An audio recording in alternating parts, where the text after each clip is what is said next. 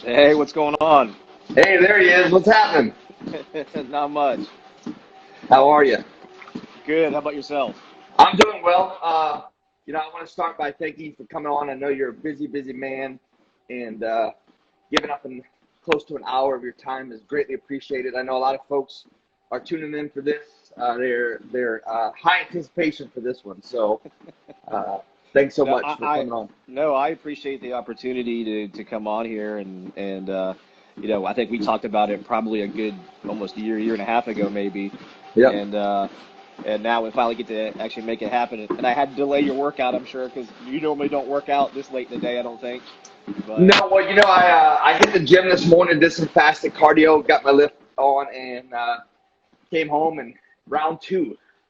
oh, there you go. Okay, so two a day. All right, I'm glad to help you out. Well, during COVID, I put on about probably 25 pounds. So the plan is to go to 2 a days anyway for a while. So got to get it Okay. off. Oh yeah. Any chance you Um, get? so, just to verify, you haven't seen our questions, right? Nope. We're flying by the seat of our pants. Yep, like how I like to do Awesome. it when I do my podcast. Same thing. Perfect. I like to ask a few questions just kind of get to joke around and play. So, favorite color? Blue. Nice. Wildest thing you've ever eaten?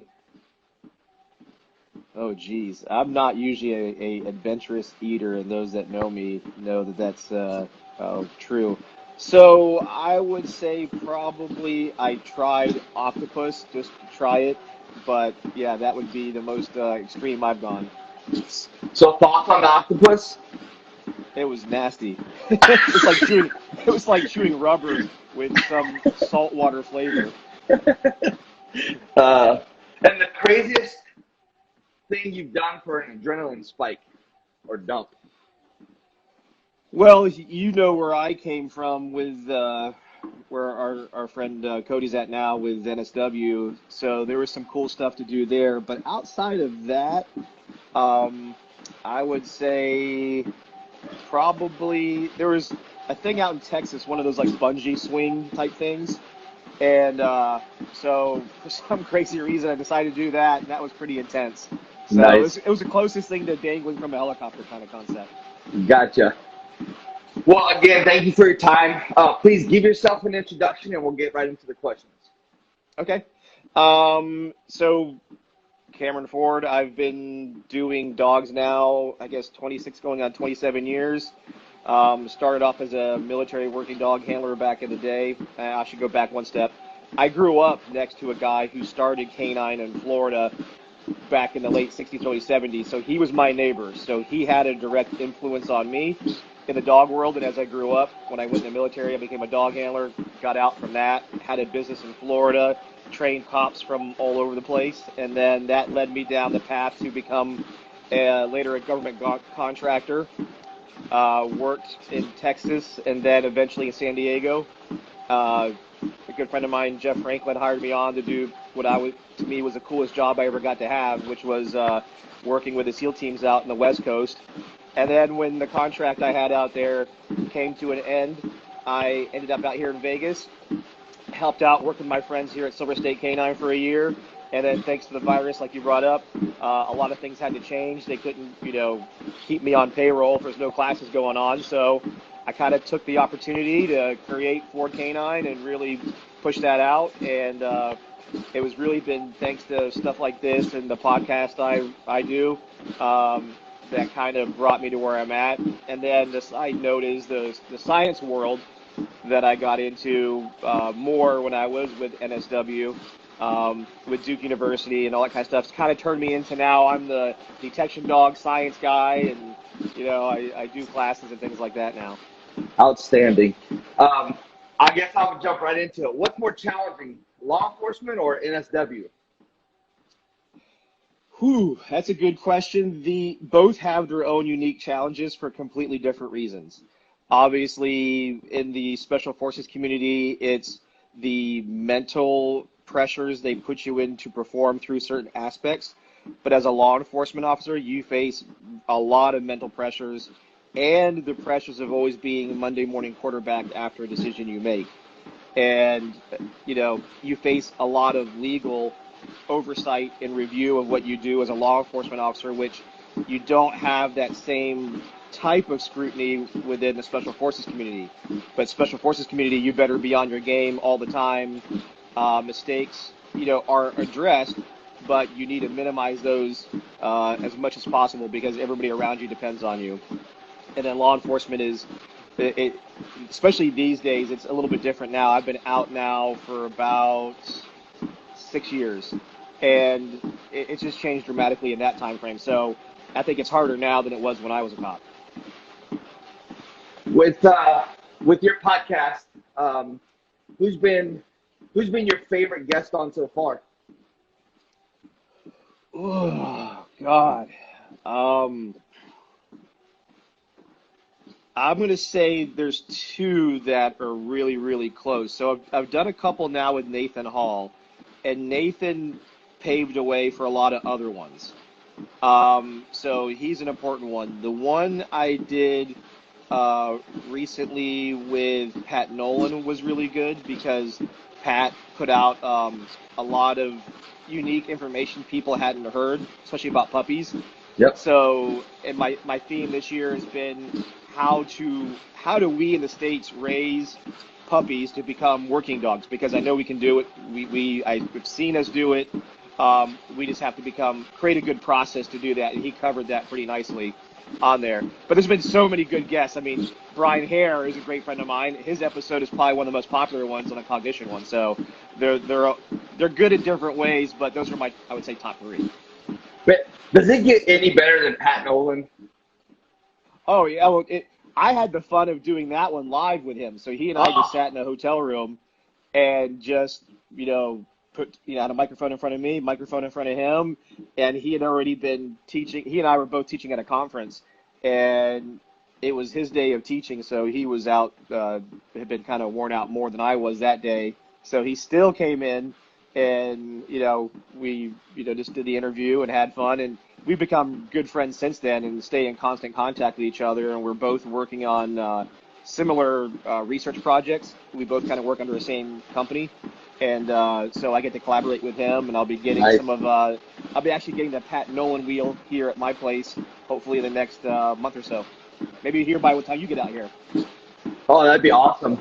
Yep. I spent a couple days with him in a private seminar, and for someone that's forgotten more information than I'll ever learn in my life, and who's been around the block and seen everything and done everything, and he really knows how to bring it down to the student's level to transfer the information that he's trying to teach. And, I think that's super important from an instructor standpoint. What do you say about that? Oh, I agree. And one of the things I've done recently, I did an interview with Dr. Lucia Lazarowski from Auburn University. And then I did, most recently, a webinar with her. And to me, it was one of the best webinars I've ever done because even though she's a scientist and she can go deep in the weeds, the way she explained everything on the webinar was exactly the way everybody wanted to hear it. And while I was watching it, because I don't get to have any kind of a heads up of what the subject matter, I know the title and but I don't get to watch the PowerPoint. I don't get anything about it. So I watch it live with everybody else. And she killed it. I love the way that she explained it so that way all of us who may not be super technical could easily understand what she did or why they do things the way they do in Auburn, how they raise the young dogs, what they look for, what tests they do, and do it in a way that we understood it, but still got the point across of what scientific things are looking at to be successful. So Pat is very much the same way, but Pat is reverse. Pat is a dog guy like us that, similar to where I've been doing, is learning all the science stuff, and he's still very much a student. He still goes out and read books. Crazy part is his son is in Brian Hare's class at Duke. So it was kind of cool, little full circle there, where the two of us, his son gets to be with Brian every day in school, and he and I, of course, are more jealous that his son gets that kind of quality time with Brian and learning all the stuff that he learns. So that's awesome. Dogs versus computers. Who are you betting on? Always dogs. Dogs are the part. the human can understand a computer better, but the human struggles with the dog, and they can understand a computer, but the dog is more efficient, and depending on the task, has a higher level of reliability than a computer. It's more mobile. It can go places. It can do things. It can process information in a more efficient way. So yeah, I've been a part of some cool little, I would say contests, machine versus dog. And every time we've done that, dogs have always won. The machines have a higher false alert ratio, believe it or not, than dogs do. But Wow. the human can read can operate or work with a computer better than the dog, because the dog has all of those variables that a computer may not. Wow. So, Yeah. hold on, just to back up. You said Yep. computers have more false readings than most of the dogs in whatever experiment you guys are working on. Correct. The computer picks up various things that come out as a false positive. Wow. So, yeah, it may cause you to go investigate something that turns out to be nothing, and that's, part of doing business with it, but the machine just follows a algorithm or a data point. And where a dog can go and follow that too and go, close, but not what I'm looking for, and move on. Now, machines are going to get better and things like that, but machines aren't as portable or the ability to operate in a way where it can, scan the air like a dog can, as efficient as a dog Right. can. So, wow, that's incredible. yeah. Hey, can you give me an example or break it down for the viewers on the level of? Let me see how to word this. I'll talk you through it and then have you feedback. But my friend Chris Rackley in Maryland, she's got a bedbug dog. She's been a part of some studies, and essentially, she was telling me that, to give an example of what the dog versus the computer can smell, take a grain of rice, slice it either 75,000 times or 175,000 times a grain of rice. Take one slither, and that's what the dog is essentially smelling. So, can you talk on that? Give an example on that basis on like the difference between a dog and a computer.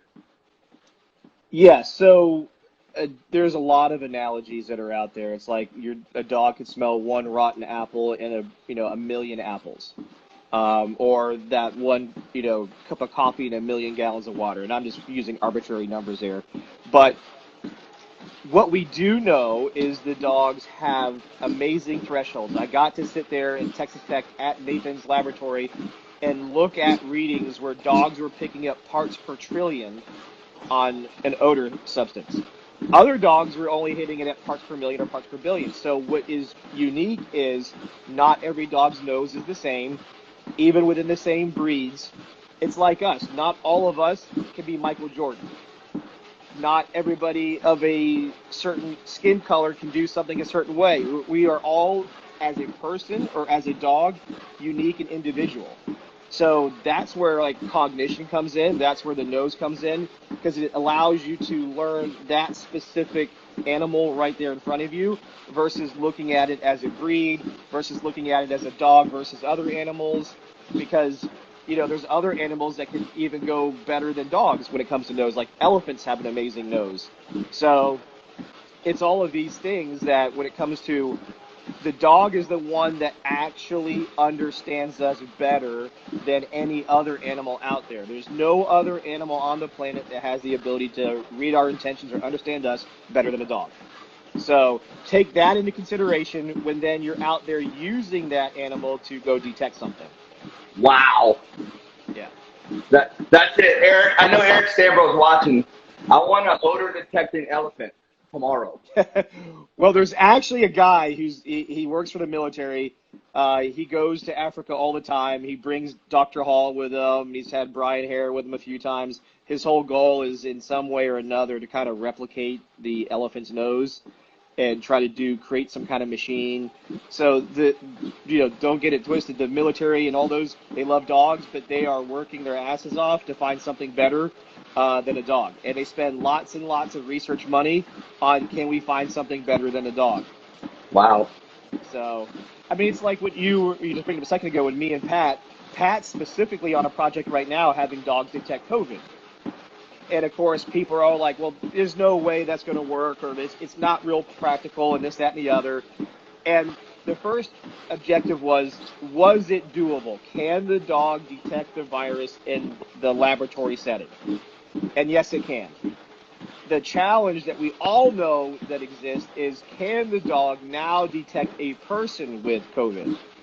And, my argument initially to it was, we have a hard enough time having dogs find people with explosives on them, in a pedestrian type environment.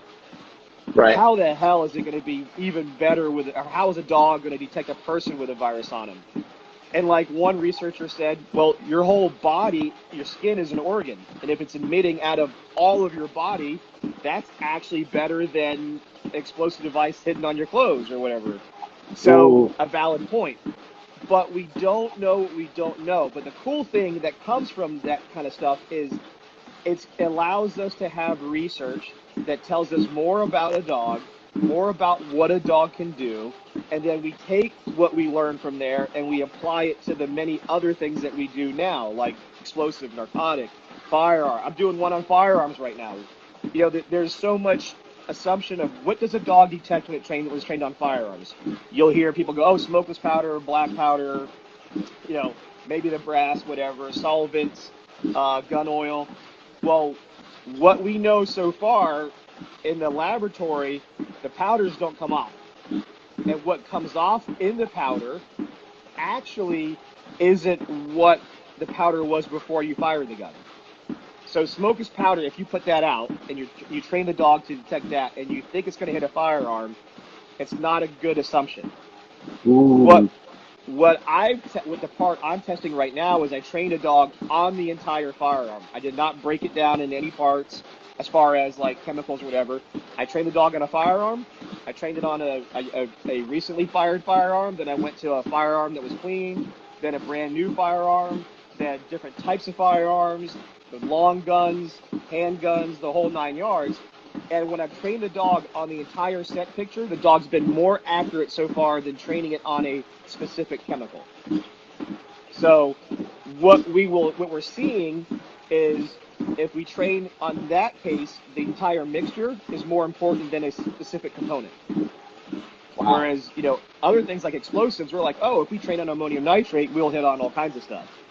But as it turns out, in this aspect with firearms, it might be better just to train on firearms and don't try to single out a certain specific chemical. So would that be on the same basis or very similar to having like an odor cocktail? Yeah, so in this case, a firearm is always a mixture. It's always a mixture. So it's going to be the metals, the oils, the solvents, all those kind of things. So it's all of that is always going to be together. Whereas explosives can be, in all different kinds of separated forms. So it could be just one chemical only or a chemical mixed with another chemical. And that part is you don't know what it's going to be. So in that aspect, training-wise, going with efficiency of separating out and focusing on sometimes specific odors is more efficient than doing a mixture. But we know you still have to do the mixtures because if you just do single component only, dogs will struggle when now there's a mixture involved. So the answer that kind of comes up, especially with the researchers, is in certain aspects, let's just pick bomb or drug first. It's good to train on the single chemical only initially, but then quickly moving into a mixture. Where with the firearm so far, it's better to train on the mixture, and what we're going to test probably in the next year or so is once we've isolated what the actual chemicals are on a gun that come up at a high enough level to smell, we were then going to introduce my dog, who is trained on the mixture, to the single odors and see what he does. Wow. Because he picked one out, so we're kind of reverse engineering that one, whereas what we've learned with the other aspects, because there's so many variables, it's better to do single chemicals and then mix them. It has a better efficiency. We're not saying the other ways don't work, because we do know they work, but we want to be efficient with our time and efficient with what we do. So as far as narcotics in the cocktail, good, bad, thoughts? So there's a legal aspect to this. that's coming up even more. So the National Forensic Board is now deemed dogs a sensor, and they look at the process. So the process is, how do you take care of your training aids? How are your training aids stored? Because we know chemicals break up really quickly. They change a lot. So there's a best practices coming out with how to store them, what temperatures to store them at. Basically, don't leave them in the trunk of your car all the time and expect it to be the same chemical after X amount of months, or especially in the summertime. We know that much. Storing it in a glass jar is far better than leaving it in a canvas bag in a Pelican case. So going to the actual chemical part of this, what we know is, if you can isolate the illegal chemical and train the dog on that in the initial part, the initial odor association, and then add all the variable mixtures so the dog understands, that tends to be more efficient than just throwing all the drugs in one box and hoping it comes out, because we can clearly show you that certain chemicals react very violently with each other and create a whole different smell. So even though you go, oh, it's a beef stew method, my dog can separate it. Yeah, but what chemical did you also create inadvertently by mixing them all together? So at the end of the day, why muddy the waters by mixing initially when you can create a higher level of or the same level of reinforcement for each chemical? Because let's just say we put numerous speakers out in front of us right now. We play music on each speaker, but we play one speaker really loud. What is your brain going to associate if I keep giving you money for that, listening to music, and all the music's playing? Well, you're going to key in on that one louder one. So then when I separate them out, you kind of know the other ones, but you won't know it as good as you know the one that was the loudest, right? Yep. So again, in a mixture, you have what's called an overshadowing effect. Certain odorants are going to be stronger than other ones. So when you're reinforcing that dog and you're giving, a toy, it's going to make an association to that stronger one.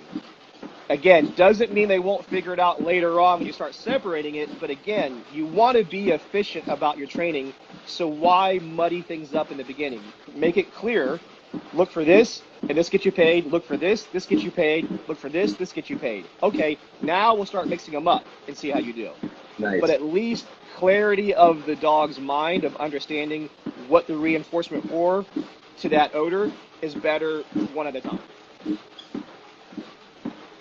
So watching a lot of your videos and your work, I notice, and I think you teach it as well, but you pay at the handler versus the more popular way of paying at the source. Can you explain the difference between the two and why?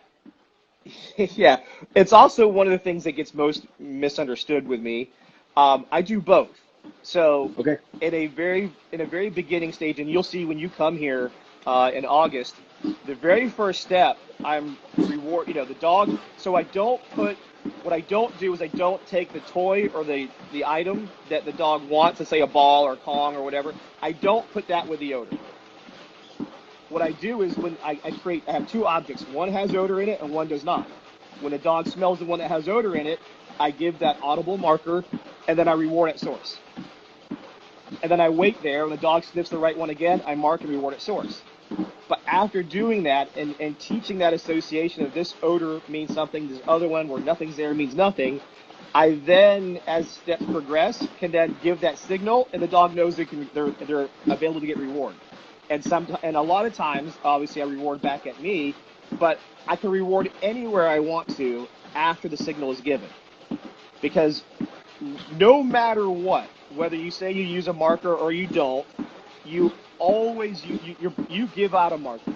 It's your body language. It's how you walk behind the dog to toss a toy over its head. All of that is a marker. It's something that happens always before the reward.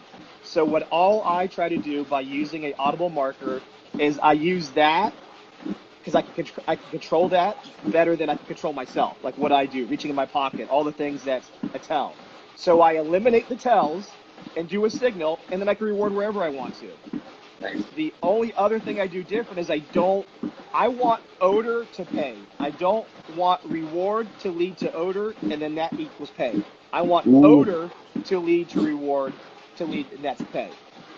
So if you go the route of the dog understands odor is the most important thing, and then reward happens, it's a clearer picture to the dog. This is the cognitive part of this. So what we want to do, or how I set up the training, is I want hunt like crazy. So in the beginning, they just hunt their asses off, and they're getting basically this scented reward. They're just getting that all the time. And for me, that's just a towel that smells like the odor. Again, the towel itself, it has no real value, but because I can absorb the odor very strongly that way, it's the odor that is the reward.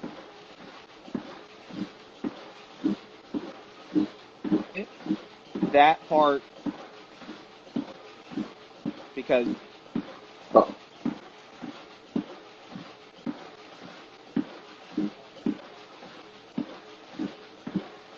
I lost you. Uh-oh. What happened? There we go. I got you back, I think.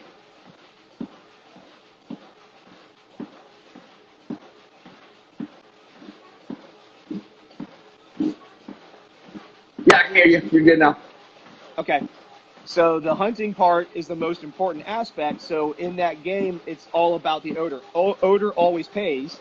And then the reason why I don't use a toy like a Kong or a ball or whatever in that stage is because that has its own odor.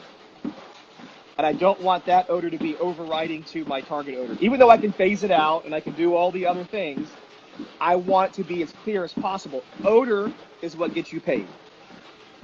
And by doing it, creating a situation where the dog goes to a target and I can signal to the dog that you're correct and then reward them. But like I said, people focus on that part and they don't focus on the part where I do in the beginning. And I don't put out a lot, so that's on me. But it's all about hunting in the beginning, and it's self-reward, self-reward, self-reward, building that intensity to the odor.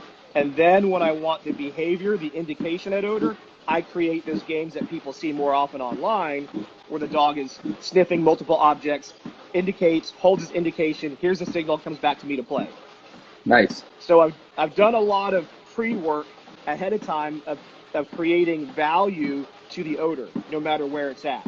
I just may not do it in the traditional sense of taking a toy and putting it right there with the odor itself, because I don't want that confusion.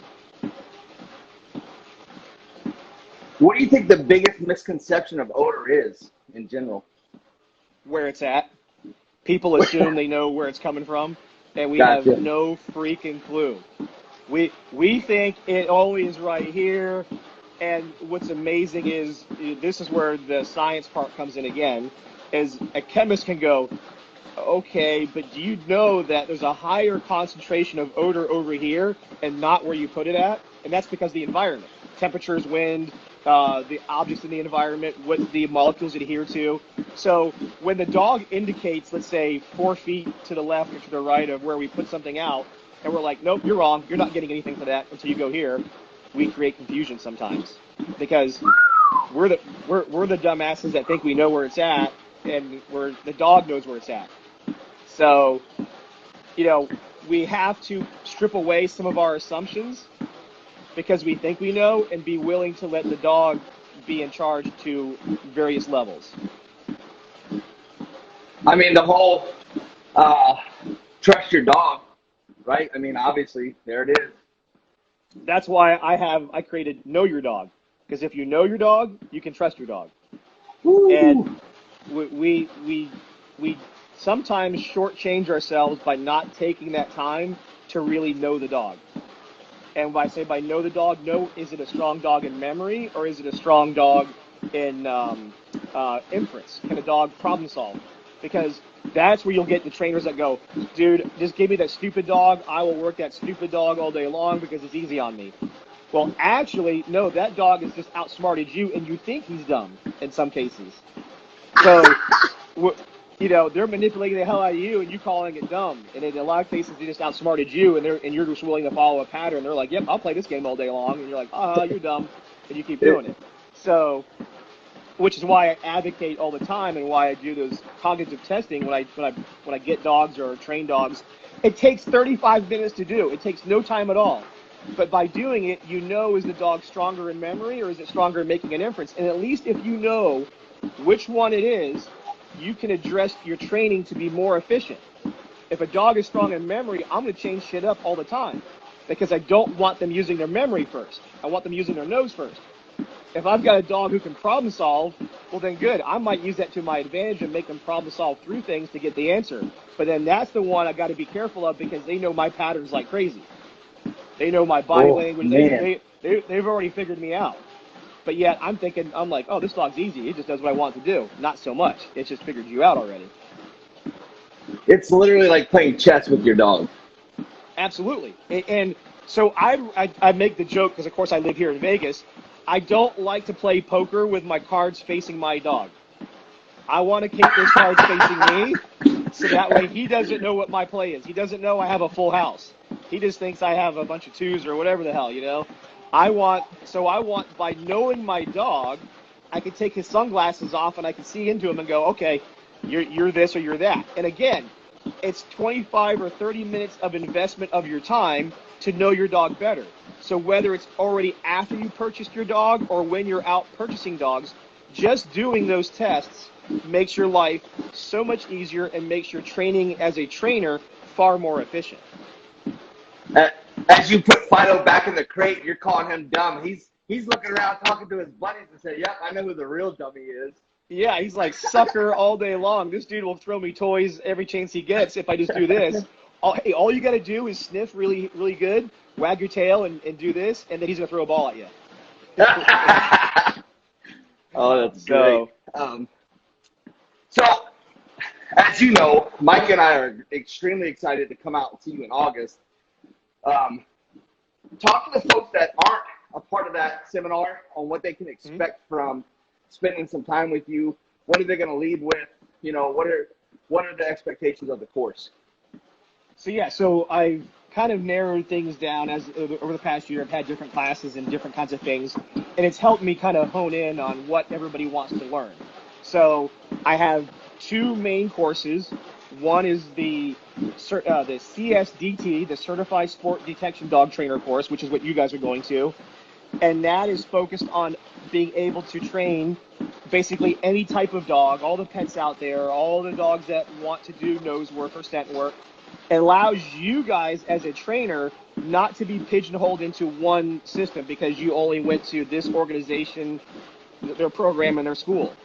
So what I created by being a member or being being a judge in different organizations, I've got to see pretty much if I show you guys these tools, you know, how to associate odor, what's a good way to do it, how to deal with a sensitive dog, how to deal with a dog with low motivation and low drive, it helps you then, no matter if the person wants to go do AKC scent work, or they want to do canine nose work, or they want to do UKC scent work, whatever it is, UKC nose work, that you guys can do it no matter what it is.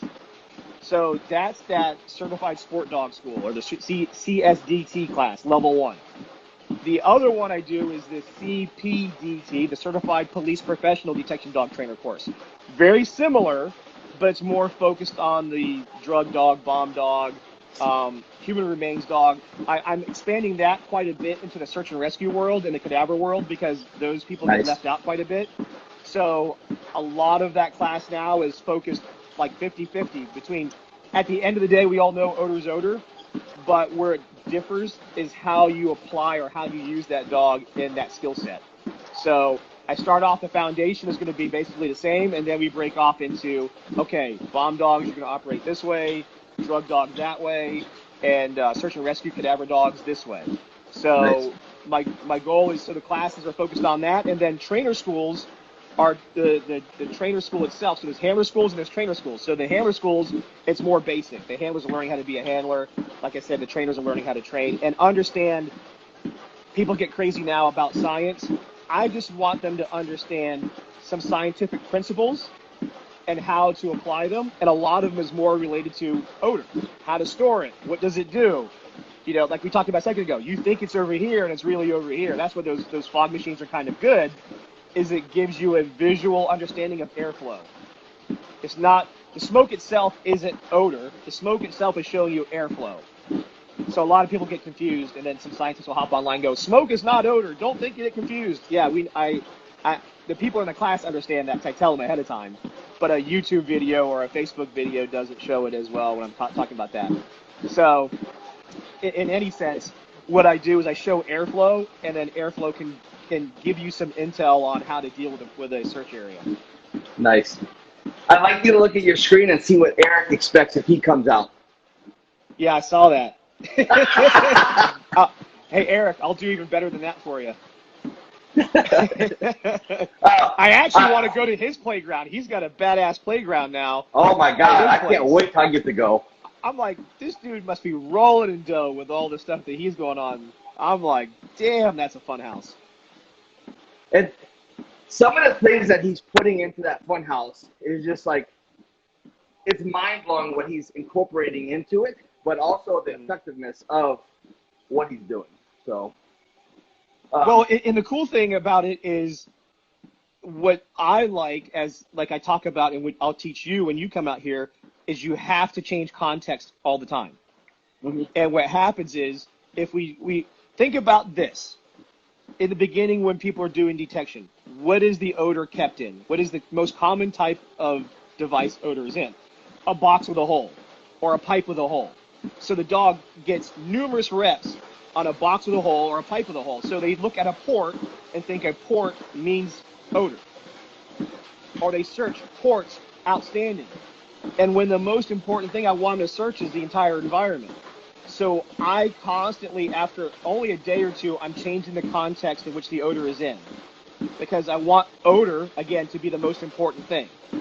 So it might be in plastic drawers today, tomorrow pipes, the next day boxes with a port in it, the next day a metal box, like a safe deposit box, the next day a suitcase with or a bag with a zipper on it. Nice. Odor's getting out, so I just want the dog to understand it's the odor, not the device that it's in. But we are creatures of habit, and we like the row of boxes, and it's easy to do. We can shovel them around. But what I see Eric has created is he's got different rooms, different types of doing it, and I'm sure there's other stuff that we don't get to see. But just the fact that you can change the context regularly is going to be very important. Very nice. Hey, why do false alerts happen? 9 times out of 10, it's handler behavior. It's handlers thinking their dog is on something or an odor or doing something, and they react. And again, that dog who's made the inference of knowing what you will do prior to giving reward is what reacts off of. So the dog's not stupid. It's going off the low-hanging fruit, which is you. It's your little slight move behind them, or your hand moving behind your back, or, hey, look, I've been caught 3 times. The other guy over here will throw it in for me. And we have to not focus on trying to fool the dog, but show the dog the rules. Hey, I have your toy. Go work. Once you work, I'll reward you. And again, all I do is I create a signal. So like Eric likes to use yes or good. I use him as examples as we talk about him. He uses yes or good in a lot of things that he does. I don't know so much in odor, but he knows what it is. So what I try to say is, okay, you do that there with anybody that does obedience, or they do sport work or do whatever. I'm like, you use this here. So do the exact same thing just before your reward, and you're going to get the exact same thing. Still throw the reward at source if you want to. I don't care. I'm just saying, instead of your body language being the sign, use a audible signal to be the sign, and then do what you want to do. Because that way, the dog knows the sequence of events is over with as soon as I hear that signal. And then we're released. But there's also great ways to do it. Another friend of mine, Mike Herstick, he uses the signal to mean stay there longer. So the dog hears the signal and knows, oh, I'm going to keep holding right here until the toy comes flying over my head. So that's still another way. It's a duration marker to teach the dog the same thing, but it gives you more freedom. Because what I like to joke around about is if the people that want to reward from source or reward over the dog's head, I'm like, okay, now try it when you're facing the dog. Well, I can't. Right. I don't want to get caught. Well, then that means you have a hole in your system. If you can't be anywhere at any point in time, that means you have a hole in your system you might need to address. I want the freedoms to be anywhere I can be, because I don't know the condition I might have to face searching an area. So if I have to be out in front of or kind of off the side, but at an angle where my dog sees me, it makes no effect to the dog. I want that freedom. So I want to be able to move around and be where I want to be, have the ball where I want it, or have my toy where I want it, and the dog understands I work until I hear a signal, and then we go play. Oh, yeah. So you rattled off a couple of cues that you've obviously seen. What's probably one that stands out the most of, like, I can't believe that's a cue? like maybe you had to fix? Well, the most common one that everybody does, and this was funny, when I first started teaching with the SEAL team guys, I was like, oh, awesome. Guys who have never touched dogs, who don't have bad habits, won't do this. And what I thought was only for handlers or people who work dogs was reaching for your toy too soon. Turns out it's just human nature. We want to reward our dogs, so we want to get our toy or our food ready. So we inadvertently, when we see our dogs doing something correctly, we already start reaching, for our toy. Ooh. So we joke around is, you don't have to be Wyatt Earp and grab and be on your gun in a second. The biggest habit I joke around about is we constantly are reaching for our toy or reaching for our food pouch or whatever it is, and while the dog's still working or while the dog's still figuring something out. So if you don't know the answer where Odor's at and your dog is just sniffing something of interest or maybe dog saliva, so it's showing a lot of similar behaviors, but it's not on it yet, you want to be ready because you want to reward your dog. So then by default, muscle memory, you are already reaching for your toy. But as it turns out, it's not muscle memory. It's just, I want to be ready for my dog. So I joke around about my e-collar training is I use e-collar on handlers' arms. I put the e-collar on your arm. If you reach for your toy, I'm shocking the shit out of you. And very quickly, handlers go, I'm not reaching for nothing until I give my signal. So what I want people to do, or what the most common error is no matter what you do, no matter what style is, it's human nature to want to reach for your reward item. It's just how we want to be ready for the dog.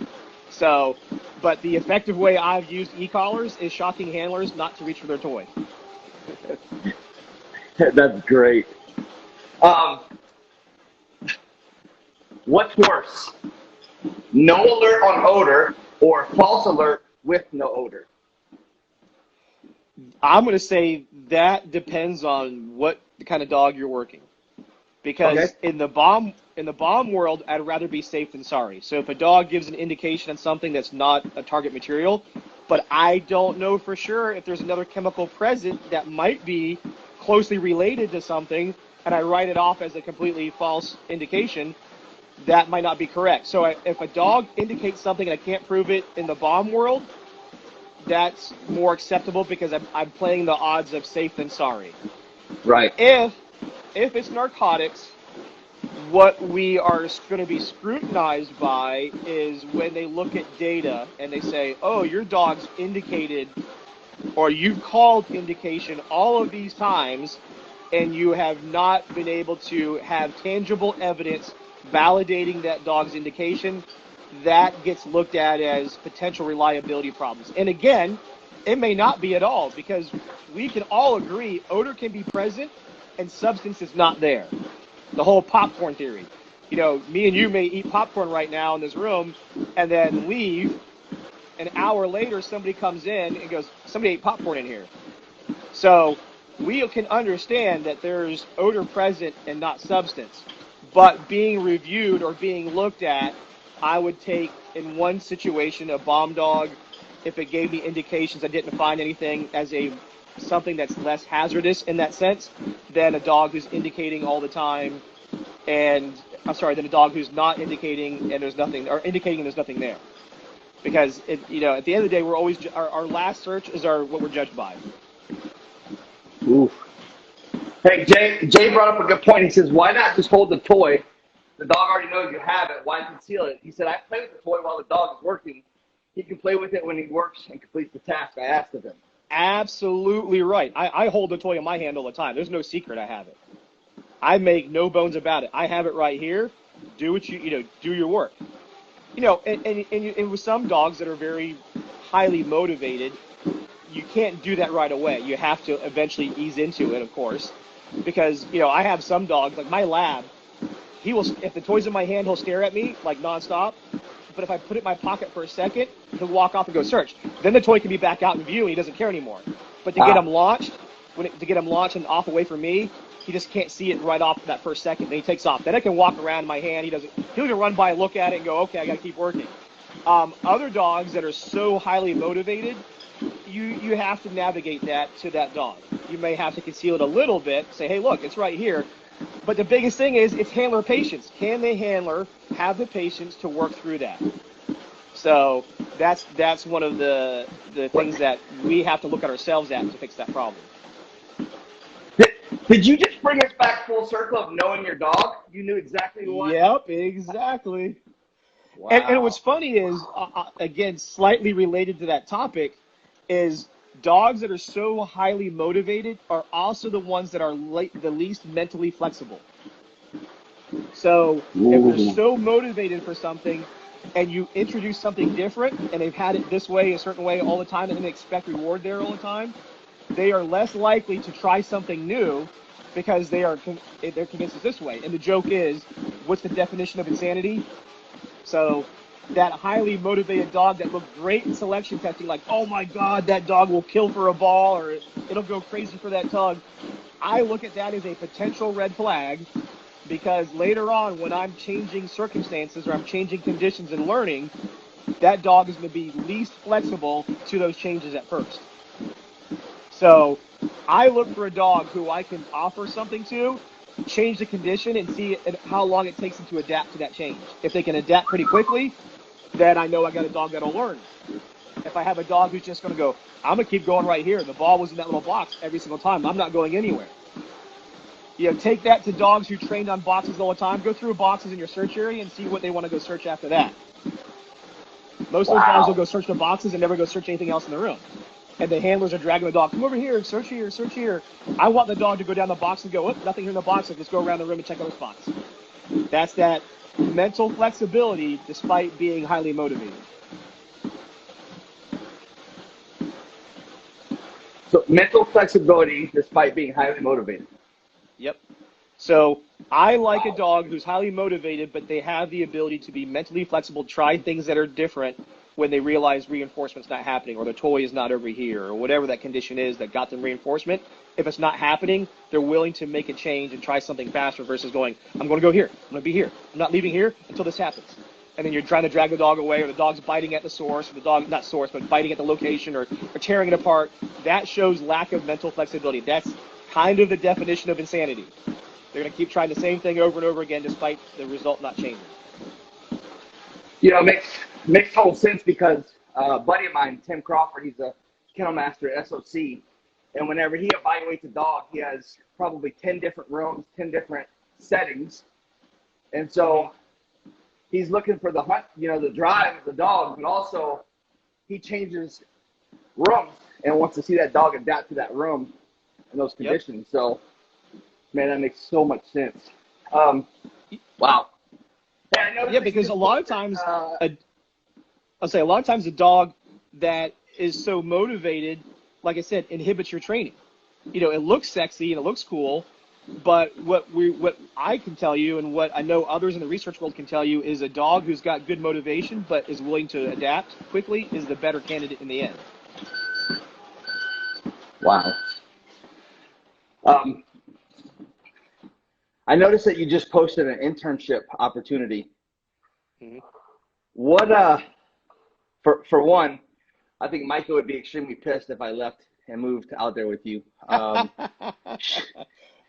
think she'd be right there with you the entire time. I was going to say, she'd probably go faster than I would. Yeah. Talk to us about what that internship means, what the opportunities, the rewards of that experience would be. So the first thing I've learned now by having my own business is I can't wear every hat. I can't do everything. I can't be the admin guy. I can't be the email guy. I can't be the business development guy. I can't be the dog trainer. I can't be the instructor. I have to be willing to let some of those duties go. And I do very much want to pass information on to others that want to learn. The whole reason why I do my classes. So in this situation, I know I need somebody who wants to learn and be a part of this process and have the specific duties, but I want them to also have skin in the game. And by creating that skin in the game for them is not only is it, because in any job there's shit work. When you're an apprentice, there's shit work. So you're going to be taking dogs out, cleaning, and doing that kind of stuff. But in exchange, I'm going to show you what I do, and then I'm going to put you in front. You're going to teach.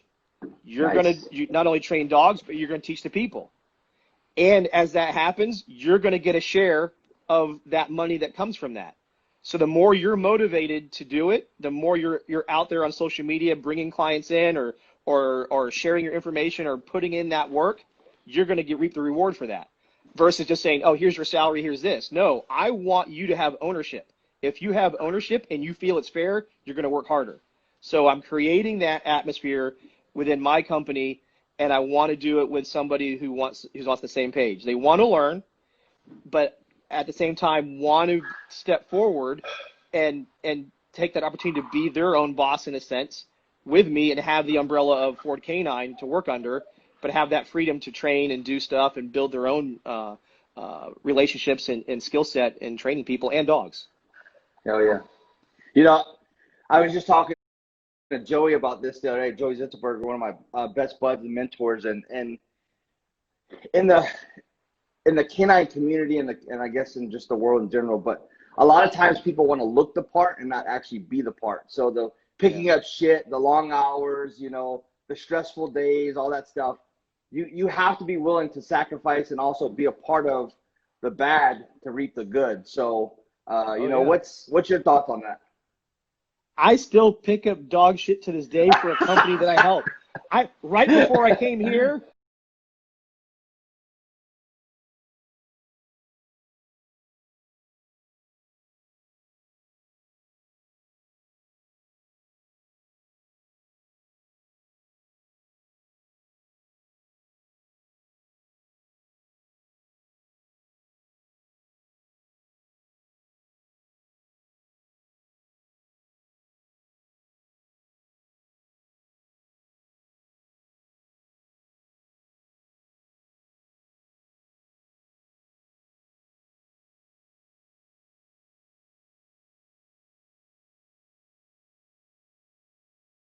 have the specific duties, but I want them to also have skin in the game.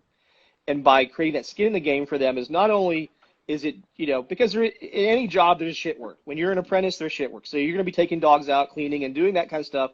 But in exchange, I'm going to show you what I do, and then I'm going to put you in front. You're going to teach. You're going to not only train dogs, but you're going to teach the people. And as that happens, you're going to get a share of that money that comes from that.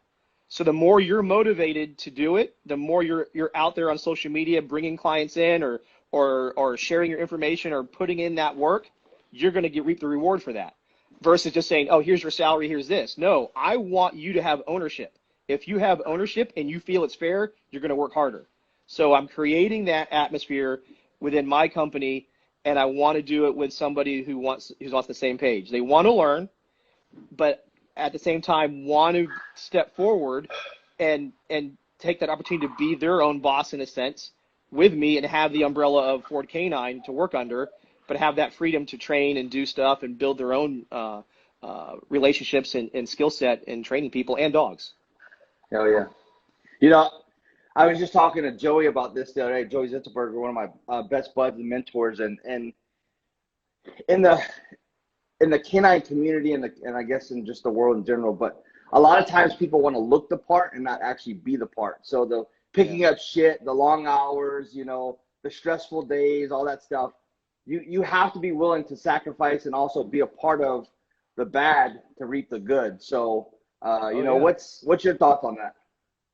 I still pick up dog shit to this day for a company that I help.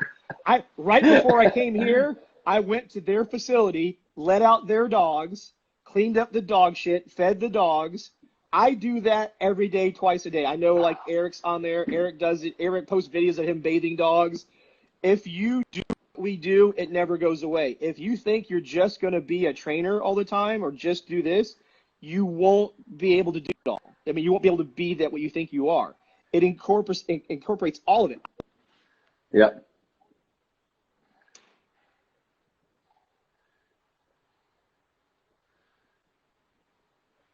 For it, but I'm helping them out. It's good for me. I don't mind going out and doing it. But like I said, now that I have my own company, I also have to create efficiency in what I do. And time is my most important commodity, and I can't be everywhere all the time. So I do need help. And in order to get that help, I want to help that person out, but I want them to have ownership in what they do. And I want them to be able to say, well, if I'm putting in those longer hours, not only cleaning up the dog shit and taking care of the house and doing things with the dogs, but, oh, yeah, I got 4 people signed up for the class, or I made this post and this is what happened. And when I'm awesome, well, this is what you're going to get out of it. The next class, oh, there's 6 more people that signed up and 2 came from this and 1 came from that. Good, you get this now. Because I want you to enjoy that. I want you to have what I have, which is that passion to go do it. You know, it's just like what you guys do with Nick. I mean, the more you guys are out there hustling and doing the videos and putting out information, the more clients you get, the more money you get. So versus being that 9 to 5 employee where I'm just paying you an hourly rate, and it could be good, but anybody who's a good dog trainer hustles and does stuff their own, and I want to foster that. But it also means putting in all of the work, not just part of the work, not the fun stuff all the time. So awesome. Hey, where can people get a hold of you, follow you, and sign up for classes? Yeah, easy thing is FordK9.com. So right above me there, FORDK9.com. The website's got everything on it, from the K9's Talking Sense podcast that are all of them are on there, to now the webinars are all on there. So every webinar I've done with all the different guests I've done are all on there, so people can go down, buy them, download them, and watch all they want. The email is just Cameron, Cameron, at FordK9.com. And then social media, it's always at Cameron Ford K9 or just Ford K9 for the Facebook page. And the last thing I want to put out is, again, all of those that are like in your industry that do the pet dog training, I can't tell you how important it is to do the nose work stuff, the scent work stuff, because it saves half the work for you guys, in the sense that the people are now interactive with their dogs a lot more, and anybody's dog can do it. So my class, like what you're going to, that CSDT class, gives you that training, so then that way you can now offer that to any one of your clients and to any sport they want to go do. And as far as I know right now, I'm the only one out there doing that, because I want to make it encompassing to all, not just one program over because they're all great programs. I like them all. They're all, no matter whether it's NACSW, AKC, UKC, they're all good in their own ways. Everybody has fun doing it. And the most important thing I care about is for people that are dog trainers to create that relationship with their clients and their dogs, and the dogs always win at the end. It's always fun for that. So that's something I'm pushing hard for this year, is to people like you to be out there going through it and then sharing the word, and then allowing more people to go through those kind of classes. Outstanding. Hey, what's it mean whenever you see folks sharing the Talking Sense podcast and just information that you're putting out there? What does that mean to you to see that? Well, it's humbling by a lot and overwhelming, because I did it because it was fun for me. I never did the podcast for other than the motivation of, I would have conversations with people like Dr. Hall or Brian Hare and Pat Nolan and those guys, and I would think to myself, man, if I could share that with people, would love to be a fly on the wall. And then, of course, with podcasts kind of getting popular, I was like, oh, the fly on the wall is the microphone. So I'll just hit record, put the microphone in front of us, because I, every day, am still a handler. So all the questions I ask is what I want to know, and I'm looking at it as, I hope, as what most of the listeners are looking at it as, is what they want to know. So that was why it happened. And then to see it grow in popularity, I mean, it blows me away when I look at some of the analytics of like 50,000 downloads in a month and so on and so forth. I'm like, holy crap, all over the world. And I need to do better about advertising. That's where Eric and Ted know those guys are better than me at. Right now, all my ads have just been either me or the other stuff. Right. I haven't put a lot of effort in, but I don't know if you guys saw, I did a question on Facebook not too long ago, like, where do you get your information from if you're not in person as a dog person? Do you go to magazines? Do you go to webinars, podcasts, books, whatever? Hands down, the number one answer was webinars. Number two was podcasts. Podcasts and videos were like almost neck and neck.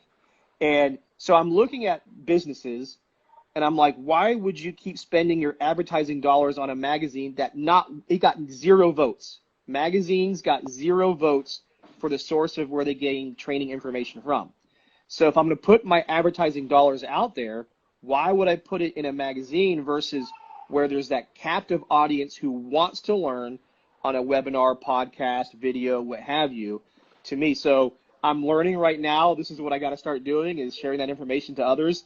So that way, whether it be a company like yourself or like Science Canine that do the tags, those jars that have the membrane in them, is Yep. sharing those, giving them advertising time on the podcast or webinars or things like that. So I'll use this right now. If you have something you want to advertise, I'm dirt cheap. I just want to help share the information.